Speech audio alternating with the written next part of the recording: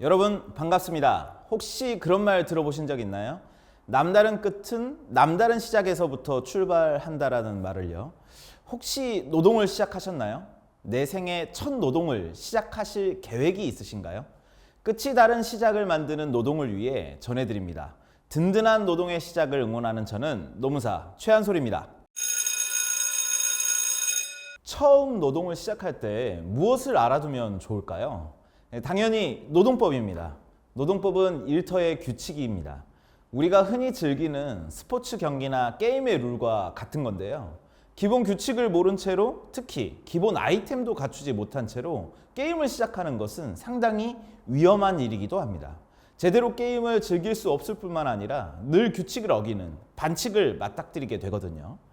반칙을 당하더라도 무엇이 반칙인지 알지 못해서, 문제를 제기하지 못해서 대응할 수 없는 상황에 처할 수도 있습니다. 게임을 시작하기 전에 튜토리얼을 거치는 것처럼 노동을 시작할 때에는 일터의 규칙, 노동법을 꼭 알아둘 필요가 있습니다.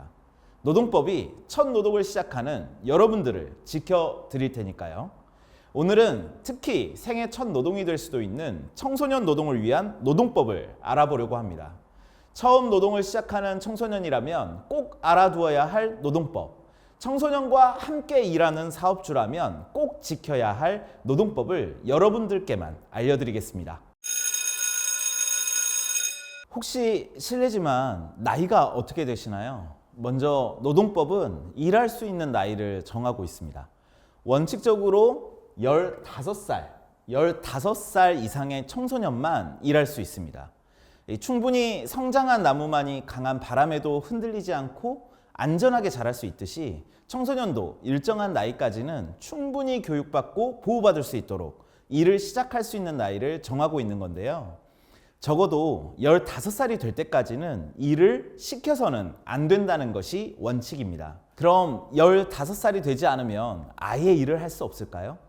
때때로 만약 13살에서 14살의 청소년이 일하고 싶은 경우, 또는 예술공연 같은 경우에는 어린 친구들이 일을 하는 경우들이 덜어 있잖아요.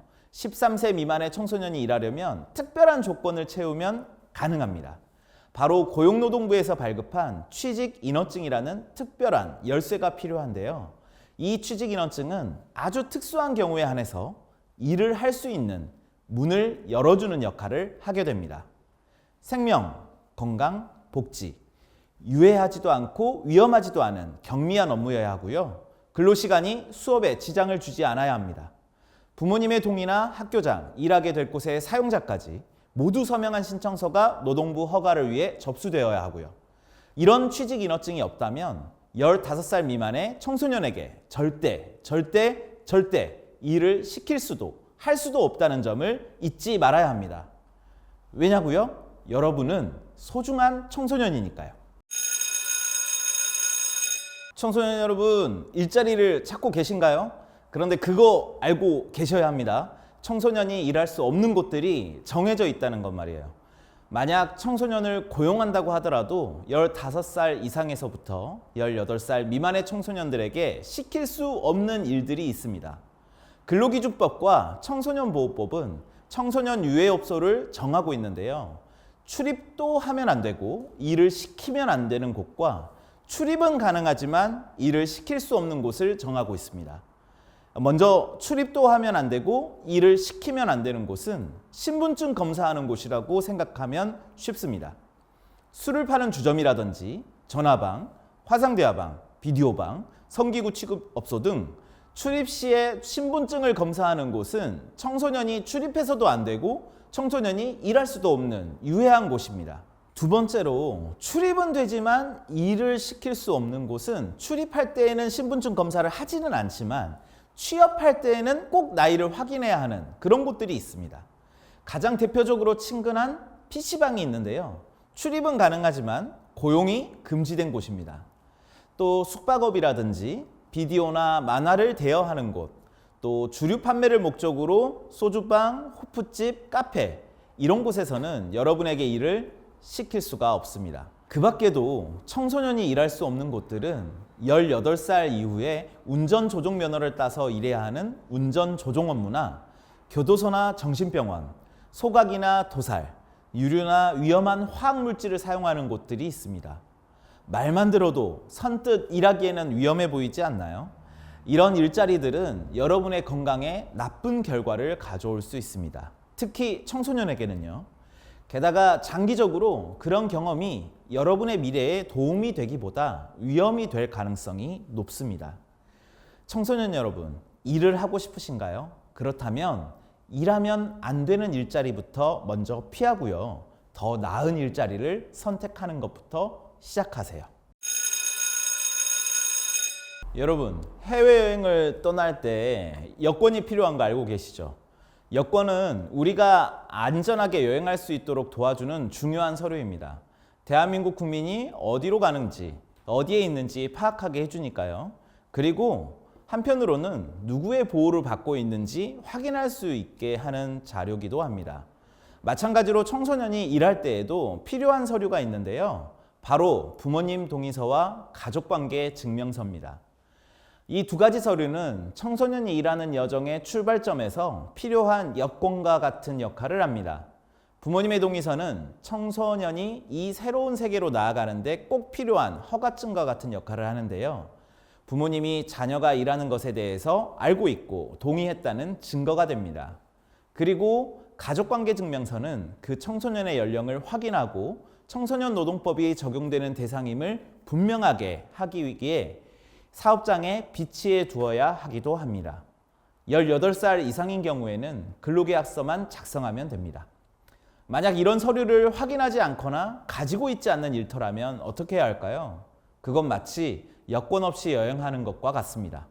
노동법을 잘 지키지 않는 곳일 가능성이 높으니 그런 곳에서는 절대 일하지 마세요. 안전하게 일할 곳도 찾았고 친권자 동의서와 가족관계 증명서까지 갖추었다면 일을 바로 시작하면 될까요? 아닙니다.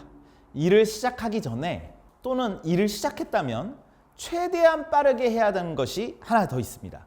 바로 근로계약서를 작성하는 것입니다. 여러분, 계약은 직접 하셔야 한다는 것 알고 계시죠? 특히 청소년이 일하기 위해 계약을 할 때에는 직접 근로계약을 체결해야 합니다. 친권자나 후견인, 그러니까 부모님이라고 할지라도 미성년자를 대신해서 근로계약을 체결할 수는 없습니다. 반드시 미성년자, 청소년 본인이 직접 서명하도록 정하고 있는데요. 때로 부모님이 아동을 강제로 노동시킬 가능성을 없애는 역할도 하고요. 계약을 맺을 때부터 동등한 주체로 대우받을 수 있게 하기 위함입니다. 청소년을 고용하는 사용자는 임금, 시간 등 근로조건을 서면에 명시해서 교부해야 합니다. 물론 이건 성인 노동자도 마찬가지지만요.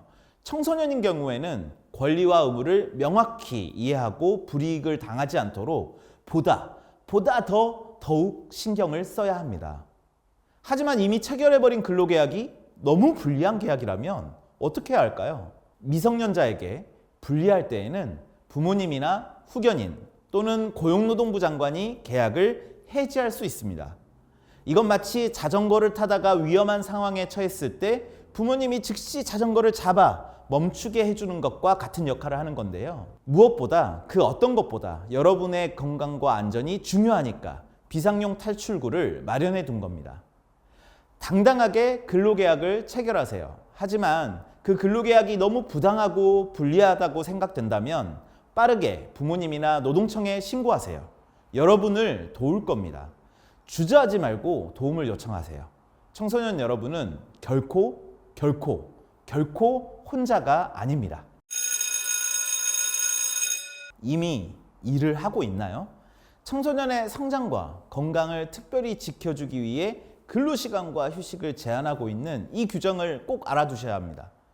다시 한번 강조하지만 여러분, 청소년 여러분은 너무 소중하니까요. 먼저 15살 이상의 청소년의 근로시간은 하루 7시간, 그리고 일주에 35시간을 초과할 수 없습니다. 만약 당사자 사이의 합의에 따라 추가로 일한다고 하더라도 하루에 1시간, 일주에 5시간을 한도로 연장할 수 있습니다. 그러니까 총 40시간까지만 일할 수 있다는 거죠. 성장기의 청소년은 충분한 휴식을 또 취해야 합니다. 충분한 휴식을 부여하기 위해서 야간과 휴일에는 일할 수 없도록 정하고 있습니다.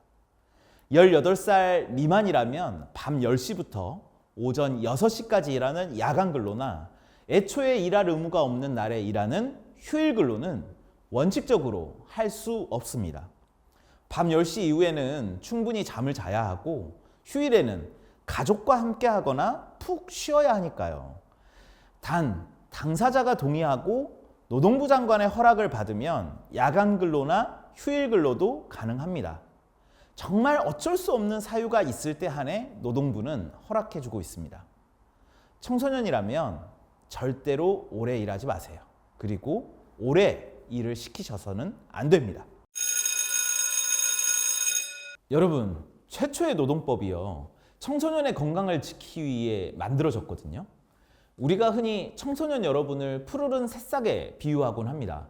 작고 여린 새싹들이 한 그루의 나무로 자라기 위해서는 무엇이 필요할까요? 물론 적당한 햇빛과 물, 그리고 좋은 토양이 필수적일 겁니다. 하지만 그뿐만 아니라 거센 비바람이나 너무 강한 햇빛으로부터 보호해줄 그늘이라든지 거름과 같은 지원도 필요한 법입니다. 청소년이 건강하게 성장하고 안전한 환경에서 보호받으며 일할 수 있도록 돕는 것이 바로 노동법의 역할입니다. 그런데 한편으로는 말이죠, 이런 당연한 보호와 지원이 여전히 필요하다는 점은 한편으로는 씁쓸하기도 합니다. 청소년들을 여전히 싸고 쉽게 일하는 사람으로 보는 시선들이 여전하고요. 청소년을 고용한 사업장 10곳 중 8곳이 임금을 체불하고 있거나 부당하게 해고하는 등 노동법을 위반하고 있다는 사실, 너무 충격적이지 않나요? 그래서 청소년 여러분들이 일을 하고 싶다면 또는 일을 하려고 계획하고 있다면 반드시 한 번쯤은 꼭 노동 상담이 필요할 때가 있을 겁니다. 남다른 끝을 위해서 남다른 시작이 필요하다고 했죠. 끝이 다른 시작을 만드는 노동을 위해, 더 당당하고 든든한 노동의 시작을 위해 상담받을 수 있는 곳을 마련해 두는 것은 어떨까요? 문제가 생기면 언제든지 연락할 수 있는 지역 노동센터들이 있습니다. 여러분의 권리를 지키기 위해 꼭 필요한 도움을 받을 수 있으니까요. 오늘 이야기는 여기까지지만요. 혹시라도 일하다가 고민이 생기거나 문제가 생기면 절대로 주저하지 말고 꼭 이곳으로 연락하세요.